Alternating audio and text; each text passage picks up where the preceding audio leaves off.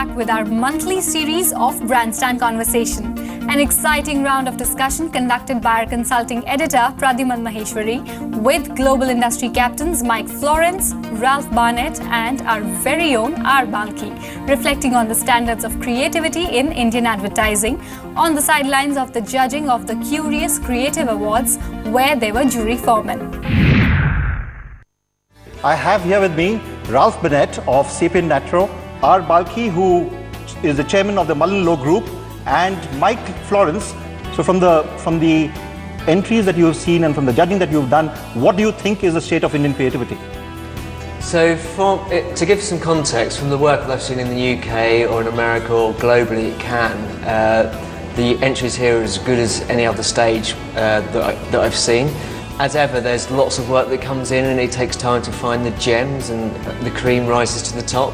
But the work here is good enough as anywhere else, and it could easily play out on a world stage. And I think some of the work that we saw here over the last 3 days will shine in other global award ceremonies too.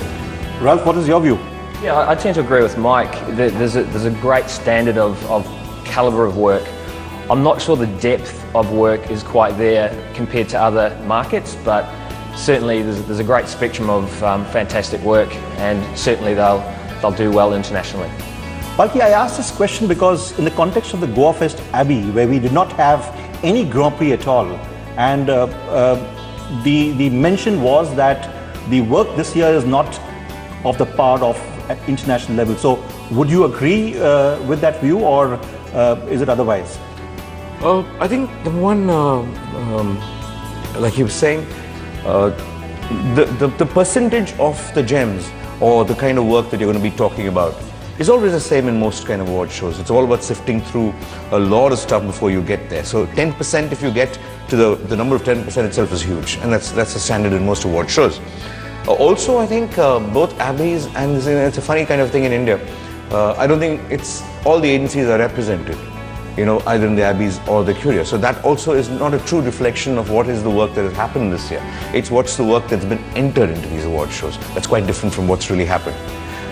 But would you say that in international awards that is truly indicative of the work of a certain country or globally? Because I think a lot of people do not. There's a lot of work in a country that appeals to a certain country which you don't enter internationally, only because it won't have the kind of significance that a jury of that nature. So I believe that I don't think any award show should be taken as an indicator of how good a country is or not. I think the country's work will speak for itself, for the country. An award show is a different ball game. It's to kind of measure different things. It's not to be taken as the benchmark and the indicator or the thing of where a country stands in the global area of creativity. It's not that. I always believe that it's a purpose by itself, and there is some work which we all appreciate, which people also appreciate. But it's not to be taken so seriously. It's one night of fun is what I always say, and just keep it at that. We've known that you have your views on the judging processes followed at the Creative Awards. What is your view of the judging that happened at Curious Awards? You were there at DNAD recently. See, I think we're all struggling. I think if you ask any person, all of us would like to get an ideal award show which truly reflects how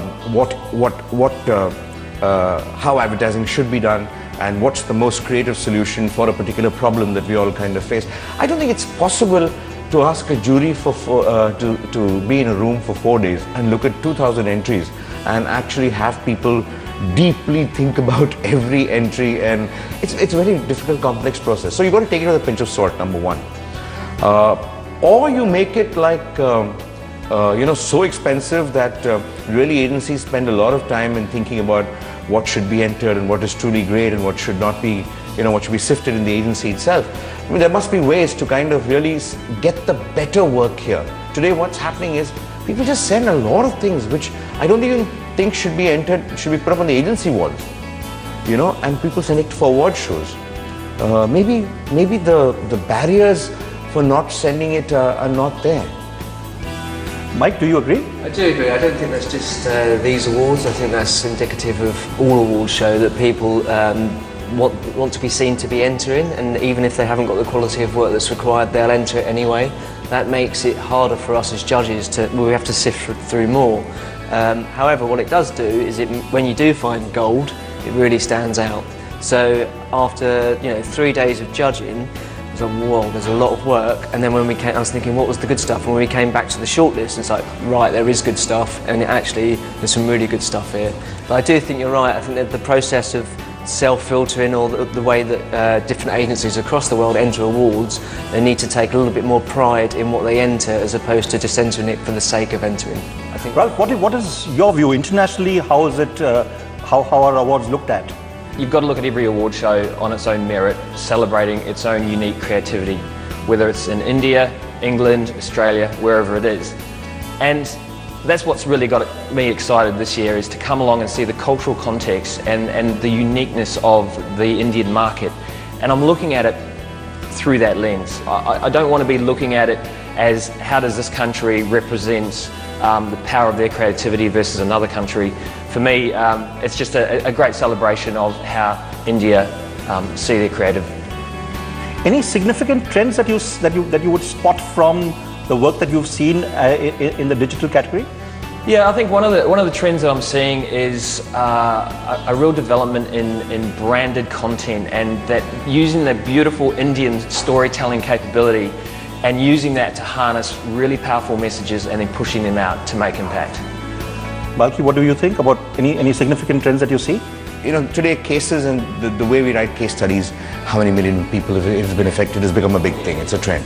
So what we do today, we knew that before, certain kinds of work used to appeal to juries. We are using almost Indian award shows to test out whether what will stand a good chance in this award show, and I see that happening a lot.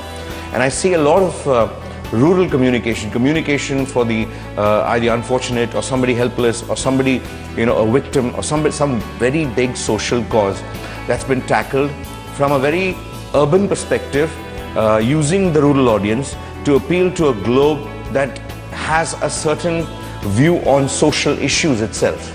Okay, so I feel that I don't know how many rural people are actually seeing this.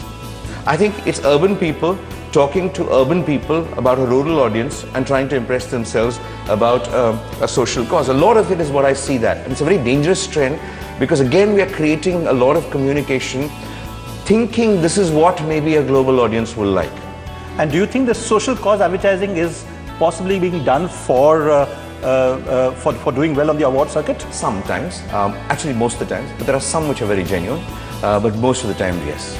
And in the process, what has happened is the core idea of advertising on building a brand and it reflecting the philosophy of a brand has kind of been given a go by? No, actually that's happening on the side. We just believe it's slightly beneath our dignity to kind of just look at an ad and say, I just did that ad, yeah, it's just a 30-second spot. And how can we, okay, in the area of we've all grown, we should have cases, we should actually see how this idea goes across this medium and that medium and how it's affected millions and how we get a program into some village, how do we kind of, everything has become larger than life. But actually on the ground, it's not larger than life. It's one small village which is being taken for a case study. It's not affected more than 20 people, any of the activation. And the only thing most people see is the ad still, right? But we're trying to make that ad much bigger than what it is. I'd just like to firstly build on that point too. So I do agree with that, but what I do see here, so I work in the UK and I do see a lot of global work. However, although people are using cause-related marketing to get the ear of the judges, I do see opportunity for advertising to be used as a superpower in India, because there are problems out here, such as the woman's voice or pollution, and actually a brand that's got a right to do so can help make the world better. And and I really, normally advertising I think sometimes makes the world worse, and actually it can be used to make the world better, and we can all feel better about ourselves potentially.